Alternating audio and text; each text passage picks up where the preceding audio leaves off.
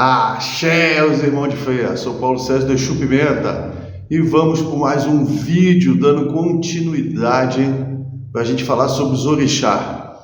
E o orixá de hoje é orixá Ogum, Ogunhê Patacorê Ogum.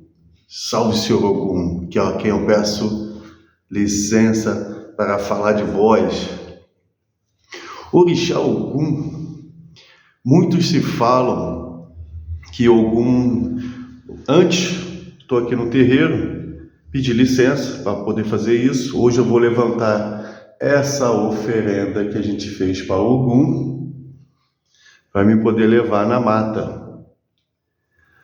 E estamos aqui para falar desse grande orixá, orixá Ogum. Durante muito tempo, o povo sempre coloca Ogum como o orixá valente da guerra, o nervoso, né, que arranca a cabeça dos inimigos. Mas Ogum não é só isso. Ogum é o grande orixá civilizador da humanidade. Minha mãe Graça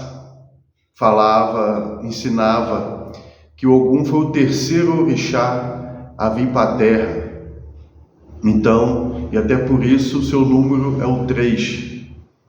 Ogum, quando vem para a Terra, depois que Oxalá, né, faz a Terra, faz os animais, os seres humanos e tudo, Ogum vem para a Terra para abrir os caminhos para os outros orixás, desbravar novos caminhos e ensinar à humanidade a civilização, sair do período da pedra lascada, entrar para o período do ferro, da forja. Ogum é o orixá, o forjador do céu. Ogum que ensina a humanidade a caçar, a plantar e fazer a estrutura política do lugar. Ogum é que ensina aos seres humanos sobre a parte de civilizatório mesmo, de uma comunidade, né? Sobre o certo e o errado. Lá na Nigéria, antigamente, eu não sei se até hoje é assim, eu acredito que seja, quando você vai prometer algo, ou quando você vai jurar algo, até mesmo perante a lei, quem é devoto de Ogum coloca um ferro na mão, um pedaço de ferro na mão, ou um pedaço de ferro na boca, porque ali você está falando com a lei. Ogum é o orixá da lei, né, que faz valer a lei. E durante muito tempo aqui no Brasil a gente coloca o Ogum como esse orixá da guerra, da luta, da briga, né? E tem muita gente que fala que os filhos de Ogum são os brigões, são beberrões, e não tem nada disso. Ogum, por ele ser esse desbravador, esse conquistador, Ogum nos ensina que é com a paciência que você alcança os seus objetivos. É com Ogum que você vence as suas dificuldades, seja ele uma dificuldade para você alcançar um objetivo, uma meta, ou uma dificuldade que você tem consigo mesmo, né, que você tem um desequilíbrio, seja ele emocional ou espiritual. Se você tem algum tipo de dificuldade, é para Ogum que você deve cultuar, oferendar, pedir essa ajuda, esse axé. Ogum é tido também como o primeiro caçador. É Ogum que ensina Oxóssi a caçar, né? Por ele forjar todas as ferramentas ser forjadas por Ogum. Ele é o responsável a ensinar a humanidade à agricultura, ao plantio. Ele que deu a picareta, a pá, a enxada, o ancinho, né? Tudo que a gente conhece de ferramenta, Ogum é o grande responsável por isso. Ogum também é o orixá da tecnologia. Se a gente está aqui falando através de um celular, Ogum deu a inspiração para as pessoas ter essa tecnologia de fazer um celular, ou tudo quanto é tipo de tecnologia que a gente usa é através de Ogum, que ele também é o grande orixá da tecnologia, que ajuda as pessoas. Ogum também é colocado como orixá protetor de todo mundo que trabalha com a faca. Ele foi o primeiro Olobé, o senhor da faca, o senhor do Obé. Então ele é o senhor da faca. Toda vez que você vai fazer uma imolação animal, é para Ogum que você tem que pedir licença também, porque ele é o senhor da faca. Ele forjou as facas, os facões para cortar, desbravar as matas. É Ogum que forjou as espadas. Então tem vários itãs, várias lendas falando que Ogum forjou as espadas para dar para os irmãos orixás. Então o Ogum, ele carrega essa inspiração para a humanidade, para inventar. Ele é o protetor dos açougueiros, mecânicos, policiais, que mais? Cientistas, né? Inventores, agricultores. Por isso que é se cultuado, vamos pôr assim, não tem um dia, a data certa, que nem tem aqui no Brasil, que é dia 23 de abril, se cultua Ogum. Lá na África é em agosto. Por que em agosto? Porque é a época da colheita do inhame. Então faz essa reverência, agradecendo a boa colheita. Se agradece ao orixá Ogum, porque teve boa colheita, teve bom plantio. Então Ogum, ele está nessa parte toda.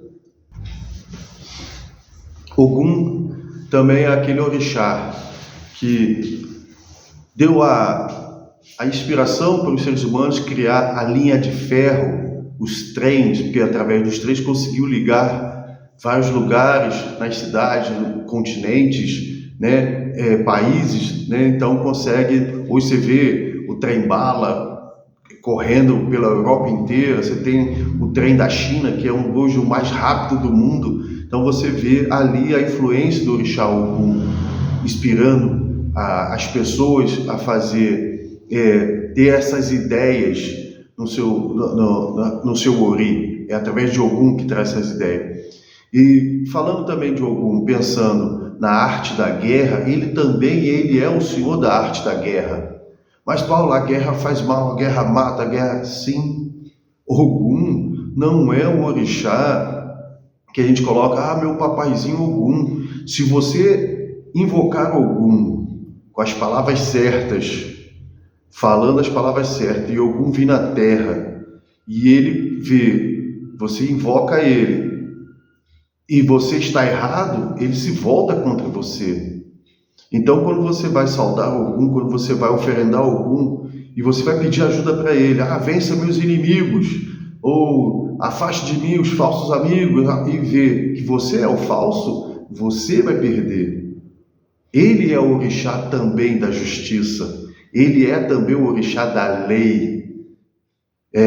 Se você quer fazer um culto bem mais visceral que Ogum, pega um pedaço de ferro ou um prego da linha do trem, coloca na sua mão, faça uma macia ali de ervas de Ogum, lave esse prego da linha do trem, põe na sua mão e faça sua promessa para Ogum. Mas lembre-se, você também tem que estar correto. Orixá é a benevolência de Olorum, mas ele é justo e correto. Assim é também Ogum. Ogum também é o senhor dos caminhos. Todos os caminhos a quem a gente sempre pede ajuda, a gente sempre pede proteção. É o senhor da porteira dos terreiros. Você vê que a maioria das casas sempre tem um assentamento de Ogum na entrada das casas, seja ele Ogum Medjê, Ogum Xoroquê, sempre tem um Ogum protetor daquele terreiro. Dificilmente você vai ver um terreiro, seja de Umbanda, Quimbanda ou Candomblé, sem Ogum. Ogum não tem forma, por isso que os seus assentamentos são cheios de ferro, cheios de ferramentas, cheios de metais. A sua folha sagrada, né, que é o mariô, ou a folha do coqueiro, o desfiado, você faz ali, né, o enfeite do assentamento. Ogum é o grande guardião, o grande protetor das casas. E por isso também ele é o Senhor dos caminhos.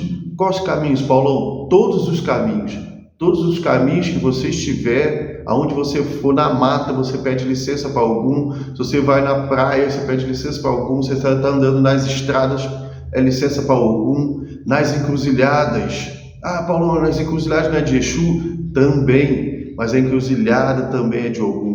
O meio da encruzilhada é de Ogum, onde você vai oferendar, você oferenda no meio da encruzilhada. Aqueles caminhos das matas, as trilhas das matas, que pessoas passam, os animais passam, ali também você pode oferendar Ogum, ou embrenhar para dentro da mata fechada, também você oferenda Ogum.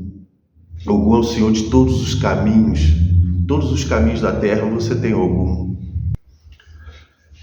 E aqui, como é um canal de macumba, de umbanda, Ogum tem os seus falangeiros, ou uns falam qualidades, eu chamo de encantados aqui no terreiro. O que é o encantado? É aquele espírito que não morreu, aquele espírito que se encantou e se afiliou a essa energia, essa divindade que é o Ogum. Então temos o Ogum, eu vou ler aqui para eu não me perder. Ogum Beira-Mar, que se desdobra para Ogum Sete Ondas, que se desdobra para Ogum Marinho, né? Tem o Ogum Rompe-Mato, que é o senhor que está na entrada da mata. Ogum Megê. O que é o Megê? É o significado do sete. Megê é sete. Então, Ogum Megê é o Ogum, aquele encantado que está na entrada das calungas pequenas, dos cemitérios. Ogum Naruê. Esse Ogum é um Ogum mais vamos pôr o encantado mais bravo, né, mais perigoso, onde se cultua mais. A Umbanda quase não cultua, mas ele está mais inserido na Quimbanda. É tido até às vezes como um Exu poderoso, esse encantado Ogum Naruê. Ele fica dentro do cemitério, no meio do cemitério, das encruzilhadas do cemitério. Ogum Matinata. Ogum Matinata é aquele Ogum que se veste de branco, aquele encantado branco que mora nas nuvens, que se desdobra para o Ogum corta as nuvens, né? Então tem esse Ogum corta as nuvens e Ogum Matinata, que ele está encantado aos céus, que vive aos céus, né? Ogum Nagô. Ogum Nagô é um Ogum que quem é da Quimbanda Nagô sabe desse fundamento. Claro que eu não vou ficar falando aqui, mas é um Ogum que é colocado nos terreiros, principalmente de Quimbanda e algumas casas de Umbanda, porque nem a minha tradição que tem. Então a gente tem esse Ogum Nagô, aquele Ogum protetor da casa, que a gente cultua ele, ora como a divindade, ora como o Exu, um grande poderoso. Ogum Malay, que está ligado mais ao povo Malê, né? Que quando vieram os povos africanos escravizados para cá, vieram os povos Malê e também se divinizaram, virando esse encantado Oguns Malê. E o Ogum de Lei. Quem é o Ogum de Lei? Na minha tradição a gente fala que o Ogum de Lei é o Ogum que abrange tudo, que roda o universo inteiro, que toma conta do universo inteiro. Esse é o Ogum de Lei. É aquele Ogum quando você quer uma coisa muito importante, muito séria, e você pede para esse Ogum de Lei, né? Seria, como meu pai de santo diz que é o Ogum mais natural, é o Ogum mais próximo àquele Ogum da África, né? Então tem as características agora dos filhos de Ogum. Se liga aí que eu vou ler aqui. Não é difícil reconhecer um filho de Ogum. Tem um comportamento extremamente coerente, arrebatado e passional. aonde as explosões, a obstinação e a teimosia logo avultam, assim como o prazer com os amigos e com o sexo oposto. São conquistadores, incapazes de fixar-se no mesmo lugar, gostando de temas e assuntos novos, consequentemente apaixonados por uma viagem, mudança de endereço e de cidade. Um trabalho que exige a rotina tornará um filho de Ogum um desajustado e amargo. São apreciadores das novidades, tecnologias, são pessoas curiosas e resistentes, com grande capacidade de concentração no objetivo em pauta. A coragem é muito grande. Os filhos de Ogum custam a perdoar as ofensas dos outros. Não são muito exigentes na comida, no vestir, nem tampouco na moradia, com raras exceções. São amigos camaradas, porém estão sempre envolvidos com demandas, divertidos, despertam sempre interesse nas mulheres, têm seguidos relacionamentos sexuais e não se fixam muito a uma pessoa, até realmente encontrar o seu grande amor. Quando a gente fala essas características dos filhos de Ogum ou dos orixá, a gente quer dizer, se você tem esse lado mais raivoso, mais brigão, porque eu sou assim, porque eu sou filho de Ogum. Não, você está no negativo seu perante ao orixá. Você precisa apaziguar esse sentimento. Eu sou muito raivoso, brigão, faço merda, bebo pra caramba, uso droga, faço... Você está no negativo. Você precisa positivizar a sua vida para você entrar no axé desse orixá. O orixá não é negativo, não existe negativo do orixá. É a gente, nós, seres humanos, que precisamos apaziguar as nossas energias para a gente poder cultuar melhor as divindades. Beleza? Então tem aqui também as suas características e oferendas. Deixa eu pegar aqui para vocês.